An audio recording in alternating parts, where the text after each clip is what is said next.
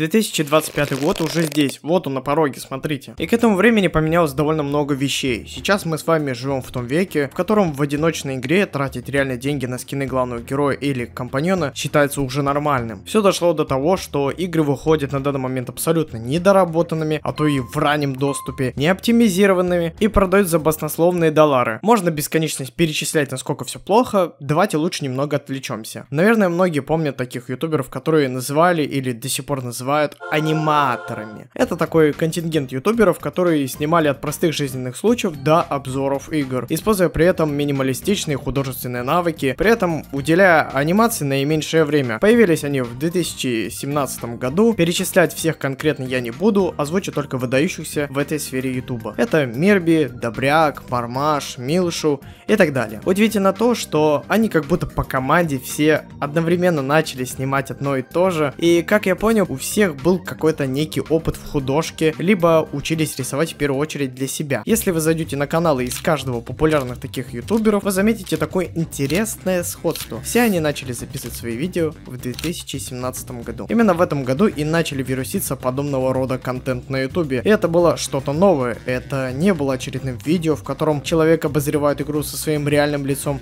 а то и без него. Люди начали делать своего нарисованного персонажа и делать с ним абсолютно все. Потому что простор 2D анимации был очень большой и незатруднительный, ибо люди пользовались тем самым минимализмом. Белый фон, не до конца анимированные части тела и то, что цепляло. История. Согласитесь, во много раз интереснее наблюдать и слушать историю, когда на экране тебе показывают примерно ее представление, а не лицо какого-нибудь меня.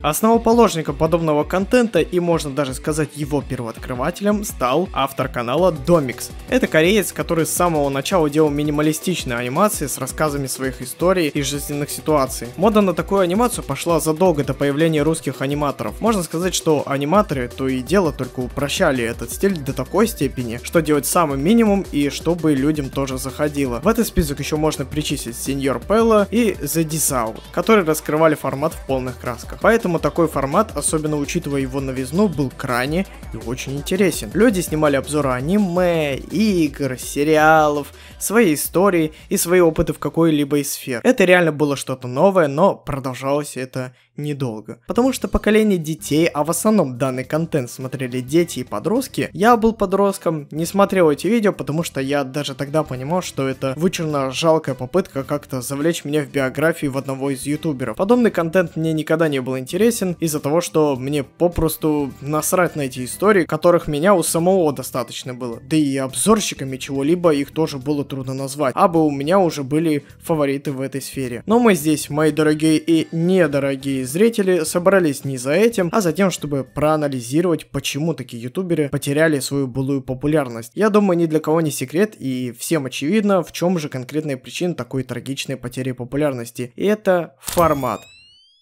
Формат просто надоел людям, он просто приелся и заебал всех. Помните, раньше было модно делать летсплеи, так сейчас это уже пройденная школа. И если вы хотите заделаться летсплейщиком, у вас ничего не получится. Потому что эту нишу уже заняли настоящие старики этого контента. Ну, тот же самый Куплинов или Винди. Зачем смотреть тебя, если есть они? Такая же ситуация и с этими аниматорами. Вроде как они закрепились на своем формате, а вроде как они потеряли популярность. А то и вовсе начали забраться свои YouTube каналы и реже выпускать свои видео. Для некоторых YouTube стал прямым источником дохода, но после 2022 года все мы знаем, что YouTube перестал давать ту самую стабильную денежку, и сейчас основной доход можно получить лишь от рекламодателей. Поэтому в каждом видео ютубере есть рекламные интеграции, вплоть, сука, до 2. Это, как всегда, танки и...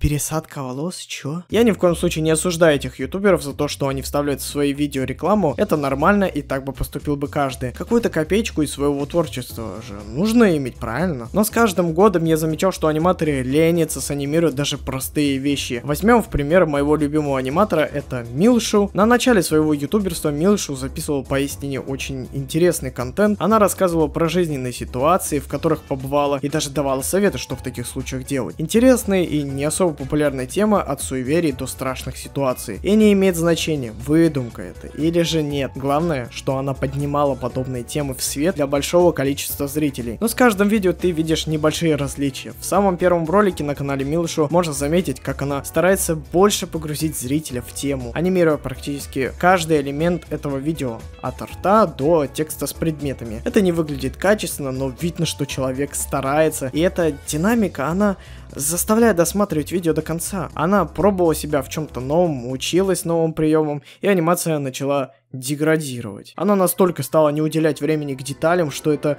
смотреть было невозможно. Если у Милшу раньше было не сказать, чтобы хорошая и качественная рисовка, зато анимация была на уровне, и на это нужно было потратить достаточно много времени. Даже анимацию рта она делала очень хорошо и качественно. Уделяла специальное внимание на рисовку фона, чтобы человека максимально погрузить в ее ситуацию. Ну а сейчас что? Анальные бусы, жопа, сиськи, секс, жопа, сиськи, яйца, сиськи, член, жопа. Хотя был бы я верующим, это превью бы оскорбило бы мои чувства. Смотря последнее ее видео, я хотел плакать. Просто черный фон? Серьезно? Ладно. Наверное, она пробовала новый формат. Проверим видео Фембой Траффин. И в этом видео половину времени она рассказывает про какую-то книжку, а потом рекламирует сайт, где ее можно купить. При этом анимации практически 0. И половину видео она просто записывала IRL контент с книжками вообще без рисовки. В некоторых видео, как про Атаку Титана, у нее в принципе нет анимации, а лишь футаж самого аниме. Я понимаю, что Милшу пробует себя в чем-то новом, экспериментирует с форматами видео, но я начал смотреть и я в том числе не за тем, что она обозревает аниме, а за тем, что она рассказывала интересные истории и охватывала интересные малопопулярные темы, а затем было это все закреплено качественной и доработанной анимацией. Этим мне запомнилась Милшу. Ну а сейчас она нарисовала единый фон, анимация максимально простая, только вот эти вот вращения, подергивания, вот этот их любимый вздыньк. Когда раньше это был титанический труд, и он всегда ценился. Милшу является реально перспективным аниматором, но она как будто до сих пор не понимает, что люди любили в ней больше всего. Истории и рассказы. А она записывает разбор аниме, каких-то книжек, практически все про Японию. Людям это не интересно. Ну, на мой взгляд. Это показывает ее количество просмотров. Да и с приходом более качественных и трудоемких анимаций по типу Удивительный цифровой цирк, Отель Хазбин, Адский босс, Metal Family и так далее, можно перечислять множество примеров, когда анимация не минималистичная, а сделана с трудом и душой. Но возьму я в пример самый невзрачный вариант, это канал Уродская анимация, который за 3 года сделал то, что не смогли аниматоры за 8 лет. Уродская анимация — это парень, который делает минималистичные анимации на основе векторной графики. Да, выглядит все по-уродски, исходя из названия канала, но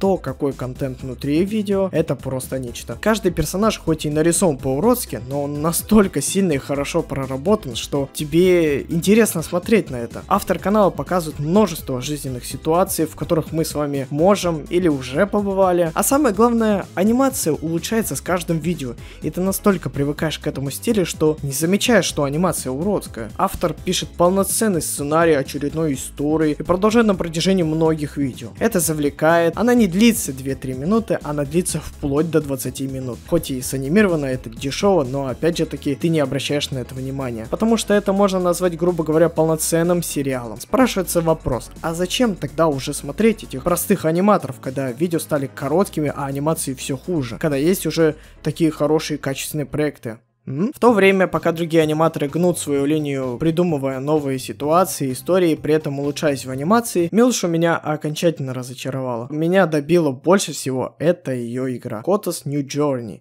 где... А давайте я вам лучше просто вырезки из трейлера покажу. Парни, хотите развлечься?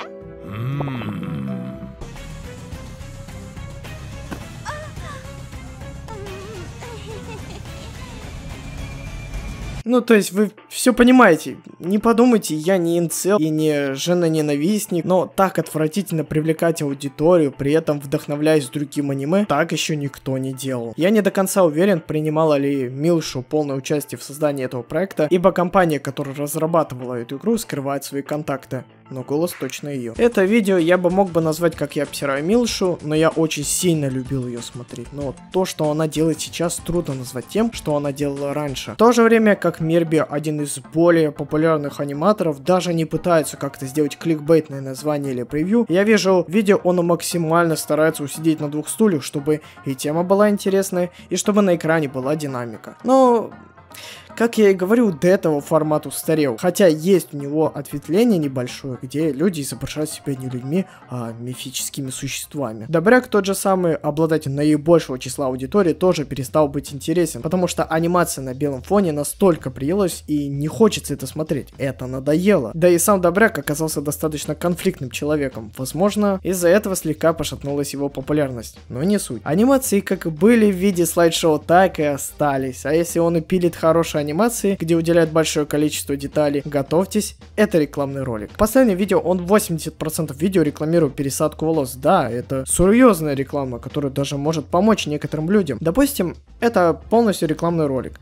А в других видео, ну да, есть анимация. А нет, все, ее больше нет. Как бы, понимаете, не мне судить, как делать видео аниматором. Добряк является одним из тех, кто первый придумал делать обзоры игр, сериалов и аниме, при этом ничего не делая. Сценарий на 5-10 минут, простая анимация с его персонажем, который иногда мелькает, да и все. Если люди, которые делали обзоры игр, ничем не выделялись, ибо имели в арсенале только футажи и маленькие эффектные переходы между ними, то Добряк, как настоящий гений, вместо этого просто вставляет простую анимацию. Просмотры с таким подходом росли, но стали менее актуальны, потому что сейчас модно делать скучные подкасты. Маска Влада, Найс, Бимон, Мармаш и так далее, они не привносят в формат что-то нового. А если видно то, как они стараются сделать максимально хорошую обстановку, сценарий и динамику видео, то все безуспешно, так как весь этот пласт из аниматоров порядка надоел. Все делают одно и то же, а желание смотреть на это уж тем более не хочется. Да заебал мне этот чертов белый фон.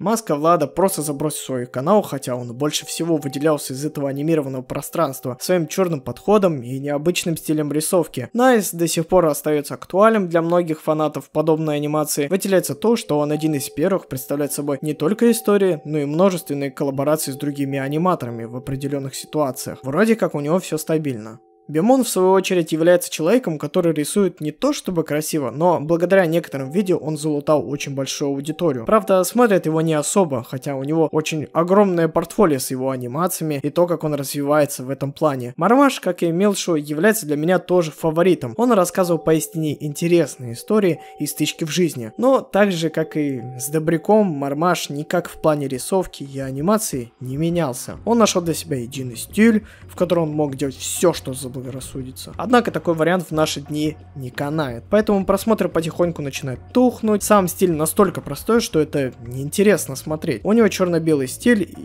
и все. Анимации достаточно простые и ничем не выделяются, когда другие из кожи вон лезут, рассказать хотя бы один кадр. Вы бы стали смотреть Аркен, если бы он был бы черно-белый? Я думаю, нет. Поэтому я его перестал смотреть. Я уверен, что многим Мармаш покажется интересной персоной. Но ты посмотрел один видос, 5 видосов, 10 в конце концов, и тебе это уже не интересно. Был еще такой интересный челикс, как у Одис, но он также забросил свое детище после 22 года. Рисовал необычным около анимешным стилем и рассказывал про малоинтересующие темы, а оттого и было интригующе. Один фиг все сказывается на нет. Всем уже просто надоела эта подобная анимация. Таких аниматоров стало настолько много, и ты в надежде своими зенками разглядеть того, кого ты выберешь и останешься с ним, уже отказываешься от подобного рода контента. В заключение хочу сказать, что время не стоит на месте, поколения потихоньку сменяют друг друга, как и форматы видео.